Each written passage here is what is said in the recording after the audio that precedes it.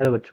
Let's read this question. So this question says, an resistance of resistance R, a capacitor of capacitance C, and an inductor of inductance L are connected in parallel to an AC power source of voltage E naught sin omega t. The maximum current through the resistance is half of the maximum current through the power sources. Then the value of the capital R is okay. Capital R की value आपको यहाँ पर क्या करनी है, calculate करके बतानी है. तो देखिए बच्चों, इस क्वेश्चन का की कॉन्सेप्ट आप क्या लिख सकते हैं. The key concept of this question, इस क्वेश्चन में बच्चों आपको क्या बताना है, आर की वैल्यू बतानी है. ओके, कैपिटल आर की वैल्यू बतानी है. कैपिटल आर की वैल्यू आपको क्या करनी है, यहाँ पर कैलकुलेट करके बतानी है. ओके, ये कॉम्बिनेशन देखिए आपका कैसा है, पैरेलल आरएलसी सर्किट. ओके, तो इस क्वेश्चन का की कॉन्सेप्ट आप लिख लीजिए, parallel RLC circuit. This is the key concept of this question. Okay, parallel RLC circuit से क्या मतलब है, देखिए आपका एक आपका रेजिस्टेंस है, this is the resistance. Okay, यहाँ पर आपका क्या इंडक्टर है, दिस इज इंडक्टर.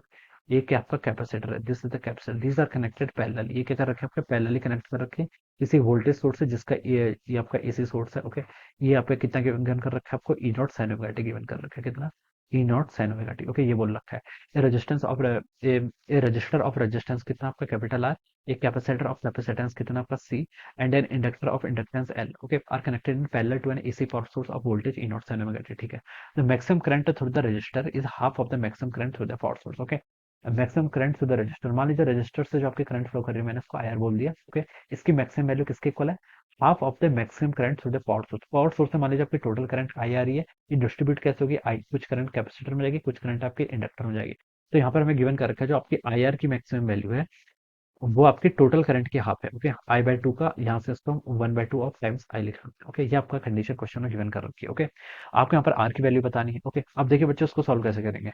ये आपका पैरेलल आरएलसी सर्किट है. कैसा आपका पैरेलल आरएलसी सर्किट, तो इसको सॉल्व करने के लिए देखिए हम फेजर से सॉल्व करते हैं. ओके, पैरेलल है तो हम बता सकते हैं करंट डिफरेंट रहेगी, पोटेंशियल सेम रहेगा. ओके, तो हम यहाँ पर देखिए, ये आपका वी वाला आपका सबके करस्पॉन्डिंग सेम रहेगा. ओके, हमें पता है कि रेजिस्टेंस के केस में देखिए आई, और ये रेजिस्टेंस के केस में जो करंट होगी आपकी यहाँ से, रेजिस्टेंस के केस में देखिए आपका फेस पर रहता है वोल्टेज भी और करंट भी. ओके, लेकिन देखिए जो आपका क्या इंडक्टर है, इंडक्टर में देखिए क्या होता है आपका, वोल्टेज क्या करती है, लीड करती है करंट से. वोल्टेज क्या करती है, लीड करती है करंट से. तो हम बता सकते हैं करंट यहाँ पर ऐसे होगी. ओके, ये आपका वीएल हो जाएगा, this will be the VL. Okay, और वीएल की वैल्यू देखिए कितनी होगी आपकी, वीएल की वैल्यू हम लिख सकते हैं आपकी आई एल एक्सएल के इक्वल होगी. ओके, तो यहाँ पर आपका आई एल देखिए ऐसे लाई करेगा, ये करंट का डायग्राम बता रहे हैं बेसिकली. ओके, हमें यहाँ पर वीएल लिखना नहीं चाहिए. ओके, इस एक्सेस के अलावा हम क्या बता रहे हैं, आपका करंट बता रहे हैं. ओके, तो आई एल देखिए आपका ऐसा होगा. और कैपेसिटर के केस में देखिए क्या करती है, करंट आपकी क्या करती है, लीड करती है by the potential by an angle of by an phase of pi by two. Okay, तो यहाँ पर से आपका आईसी हम इसको ऐसे डिफाइन कर सकते हैं. ऑलराइट, अब देखिए बच्चों, क्वेश्चन में और क्या बोला गया है, हमें यहाँ पर ये कंडीशन गिवन कर रखी है, आपको क्या बतानी है, the value of the R, R की वैल्यू बतानी है. ओके, तो देखिए बच्चों, हम यहाँ पर एज्यूम कर लेते हैं सर्किट आपका कैपेसिटिव है. कैपेसिटिव है, आप इंडक्टिव कुछ भी एज्यूम कर सकते हैं. ओके, ऑप्शंस में देखिए हमें मॉड गिवन है, मॉड गिवन है तो इसका मतलब है कि ओमेगा एल भी पहले हो सकता है और वन ओवर ओमेगा से भी. ओके, तो मैं ये कंडीशन मान लेता हूँ आई सी ग्रेटर है. ओके, आई सी ग्रेटर होगा तो मैं बता सकता हूँ आईसी, और आईसी अगर ग्रेटर है किससे, आपका आईएल से, तो इस कंडीशन से बच्चों मैं क्या बता सकता हूँ, जो आपका रिजल्टेंट करंट होगा वो इस डायरेक्शन में लाई करेगा. ओके, मान लीजिए आपका आई रिजल्टेंट नहीं, ये इन दोनों का, इसको मैं क्या लिख लेता हूँ, आपका IC minus IL. Okay, IC minus IL यहाँ पर आपका लाई करेगा, ये आईसी माइनस आईएल है, ये आपका आईआर है. अब आई आर है, इन दोनों का इक्विवेलेंट देखिए ये होगा, मान लीजिए this is the equivalent. Okay, ये आपका क्या होगा, इक्विवेलेंट, जिसको मैंने आई लिख लिया simply, this is the equivalent I. Okay, और ये हमने यहाँ पर से ड्रॉ करके बता दिया. ओके, क्वेश्चन में देखिए हमें क्या बता रखा है, हमें ये आपको इतना क्वेश्चन में गिवन किया हुआ है. अब हम देखिए यहाँ पर से हमें ये रिलेशन गिवन है.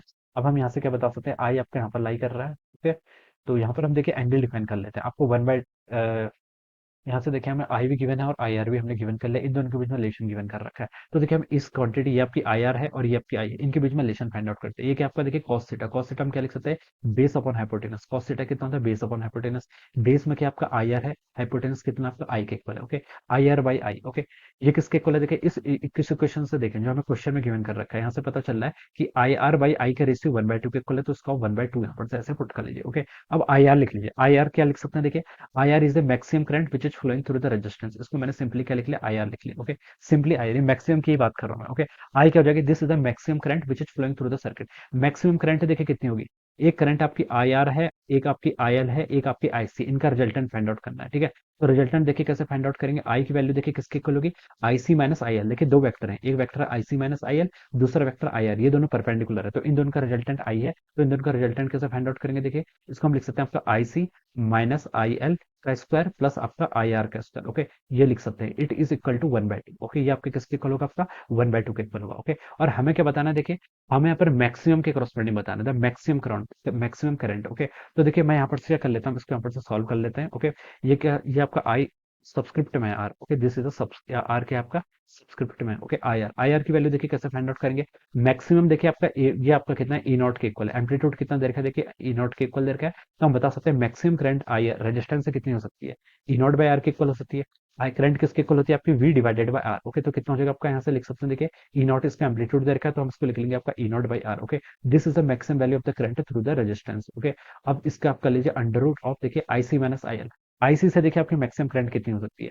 आईसी को देखिए हम कैसे डिफाइन करेंगे, आईसी को देखिए हम कैसे डिफाइन करेंगे, आपको देखिए पता है कि वीसी, वीसी क्या होता है, आपका पोटेंशियल ड्रॉप अक्रॉस कैपेसिटर। ये किसके इक्वल होगा, ये होगा आपका आईसी टाइम्स आपका एक्ससी। ओके, एक्ससी कितना होता है आपका 1/ओमेगा सी। ओके, तो मैं इसको देखिए यहाँ से ऐसे लिख सकता हूँ, पहले हम देखिए इसको यहाँ पर पहले डिफाइन ही कर लेते हैं। ओके, वीसी को हम क्या लिख सकते हैं, आईसी इंटू एक्ससी लिख सकते हैं। ऑलराइट, तो यहाँ से आपका देखिए कितना हो जाएगा, वीसी को लिख सकते हैं आईसी, एक्ससी की वैल्यू कितनी होती है आपकी 1/ओमेगा सी, तो आपका 1/ओमेगा सी हो गया। ओके, सी यहाँ पर आपका सब्सक्रिप्ट में है। ओके, तो यहाँ से बच्चों आपको क्या डिफाइन करना था, आईसी डिफाइन करना था, तो आईसी बच्चों कितना होगा, VC, VC into omega C. Okay, कितना हो जाएगा आपका वीसी इंटू ओमेगा सी, और वीसी देखिए कितना आपका मैक्सिमम ई नॉट के इक्वल होगा, तो हम लिख सकते हैं यहाँ से हो जाएगा आपका E naught omega C. Okay, E naught omega C. Okay, इतना आ गया, माइनस आपका आई एल, आई एल भी फाइंड आउट करेंगे। आई एल को देखिए कैसे डिफाइन करेंगे, वी एल इंटू यहाँ से लिख सकते हैं I L into X L. Okay, V is equal to कितना होता है, देखिए आई इंटू आर, आई आपका इंडक्टर के थ्रू करंट कितनी आई एल है, और इसका रेजिस्टेंस कितना है आपका एक्स एल के इक्वल है। ओके, इंडक्टेंस एल है, लेकिन मैं रेजिस्टेंस की बात कर रहा हूँ। ओके, तो देखिए आई एल को हम यहाँ से कैसे डिफाइन करेंगे, आई एल को हम यहाँ से डिफाइन कर सकते हैं आपका V L divided by x L से, और ये कितना हो जाएगा V L, V L maximum कितना होगा आपका ई नॉट के इक्वल हो जाएगा। एक्स एल को क्या लिख सकते हैं आपका E naught by omega L के इक्वल। ओके, तो मैंने इसको यहाँ पर पुट कर दिया, ई नॉट बाई यहाँ से आपका कितना हो जाएगा ओमेगा एल। ओके, ये टर्म यहाँ से आएगी इतना, माइनस आई आर का स्क्वायर। आई आर को देखिए हमने यहाँ पर लिखा है ई नॉट बाई आर, तो उसका लिख लीजिए आपका ई नॉट बाई आर का होल स्क्वायर। ये वैल्यू आपकी कितनी आ गई, यहाँ से 1/2 के इक्वल आ जाएगा। ओके, तो ये रिलेशन देखिए बच्चों अपने यहाँ पर से ऐसे आ गया। ओके, इसको हम यहाँ पर से ऐसे लिख सकते हैं। अब इसको आप देखिए थोड़ा और सॉल्व कर लीजिए। अब हमें देखिए क्या करना पड़ेगा, इसको और सॉल्व करना पड़ेगा।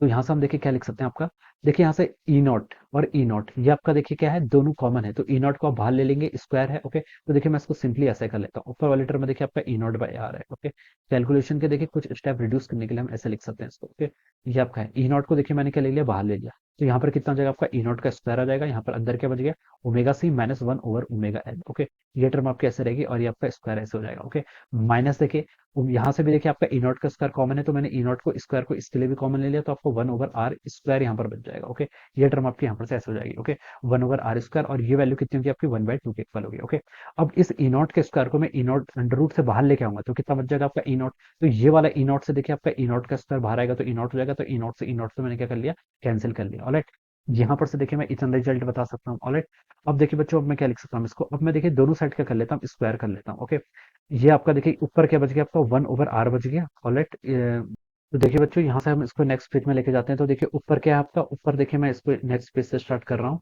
तो मैं देखिए यहाँ पर इसको लिख लेता हूँ।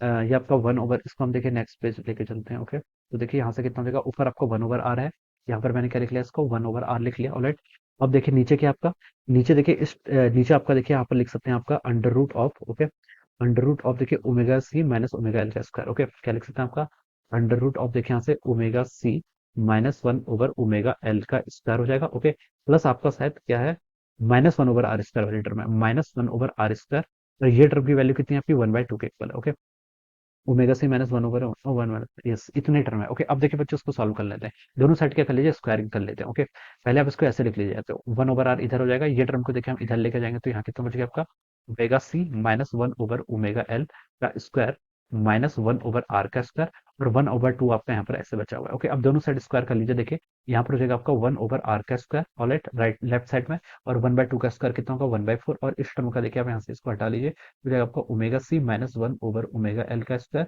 -1/आर स्क्वायर। ओके, ये टर्म बच्चों आपकी यहाँ से इतनी आ गई, तो यहाँ से आपका 1/आर स्क्वायर है, यहाँ से कितना आपका,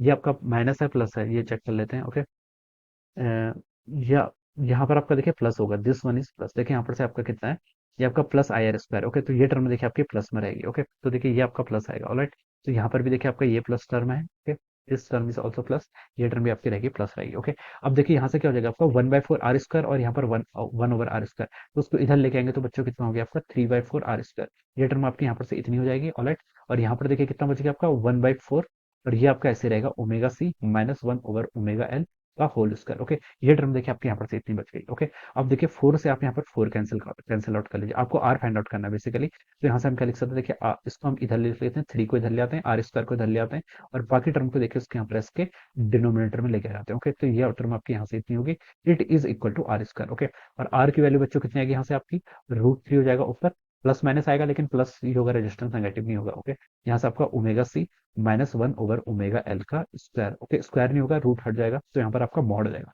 मॉड देखिए क्यों आ रहा है, मॉड इसलिए आ रहा है, देखिए हमने अजम्पशन लिया था कि ओमेगा आईसी की वैल्यू क्या IL के ग्रेटर है, अपोजिट भी हो सकता है, इसलिए मॉड आ गया। ओके, मॉड का मतलब ये होता है कि जो रिजल्टेंट आएगा वही पॉजिटिव आएगा। ओके, बाकी अंदर ω c - ω_L भी हो सकता है, ω_L 1/ω_L - ω_c भी हो सकता है। Okay, so this will be the our resistance, ये क्या होगा अपना रेजिस्टेंस हो जाएगा। Okay, so this will be the answer, √3 divided by mod of ω c - 1/ω_L। Okay, इसको देखिए बच्चों यहाँ पर मैच करूँ तो ऑप्शन वन देखिए आपका, ऑप्शन वन ही आपका ट्रू है। देखिए option A will be the right answer. Okay, option B में देखिए आपका मल्टीप्लाई में आ रहा है, यहाँ पर √5 है, यहाँ पर √2 है, तो ये हो नहीं सकता। तो हम बता सकते हैं बच्चों क्या, option A will be the correct answer of this question. Okay, option A इसके corresponding क्या जगह यहाँ से आपका करेक्ट आंसर। तो this is how we will solve this problem. Okay, so I hope you all understood this concept. All the best and thank you so much.